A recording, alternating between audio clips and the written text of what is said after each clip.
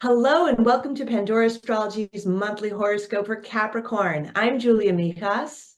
And I'm Jamie Kale Miller. Well, let's start with finances. While Ceres is traveling through your first house this year, and it's going to be in your first house for pretty much all of the year and go retrograde too, you might really feel like your reputation, like your personal reputation and your business reputation and like the whole thing is wrapped up with your finances and your financial worth and those may go through some stuff this year, especially when there's going to be a total solar eclipse this month happening in Aries, and it's going to connect with that Ceres there in your first house. And that will happen on April 8th. And we're calling this eclipse the Wounded Warrior Evolving.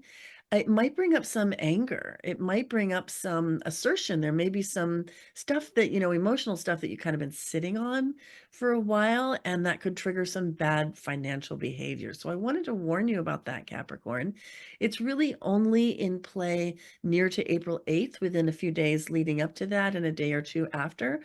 So if you get to mid-month and, there hasn't been a big explosion leading to a hit to your reputation, then I'd say you're out of the woods. Hey, Julia, what's up with relationships and career for the Caps out there?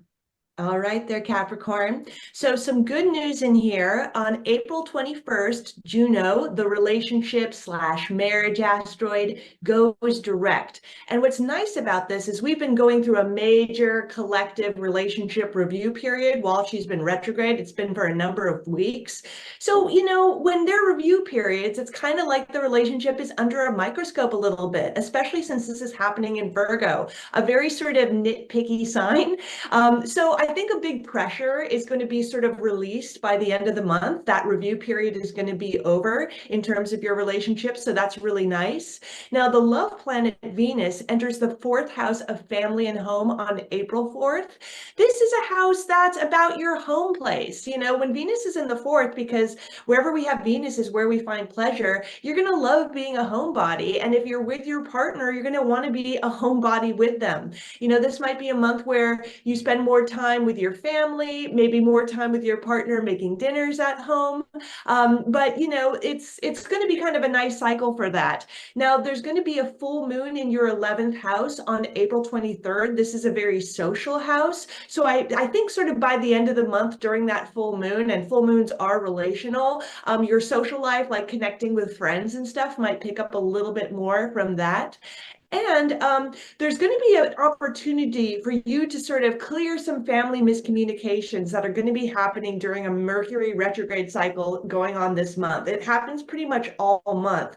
So there may be some miscommunications happening with the people you live with or with your family members. So make sure that you kind of give yourself a little bit of room to clear any misunderstandings that come your way. Now, when it comes to career, your career planet is Venus. She rules your 10th house, and she starts the beginning of the month in the third house. This is a house of learning. It's a house of media. It's a house of your local community. So career might have, if you're learning new things for career, like trying to nail some new software that's going to help you at your job, or if you do anything in media, if you write, if you teach for your career, or if you do podcasting, this could be a really good time for using social media in your career too. But she's out of your third by April 4th, and then she's in the fourth house for the rest of the month. Wonderful transit for any work that you do at home, because remember, the fourth is the house of family and home. Well, that's all for today. If you had fun with this video, then please do hit that like button, subscribe to our channel, and tell your friends about us. You can find our site at pandoraastrology.com to get a reading with one of us, and you can find us on Patreon for workshops and classes. And until next time, we'll see you around the cosmos. Bye. Bye-bye.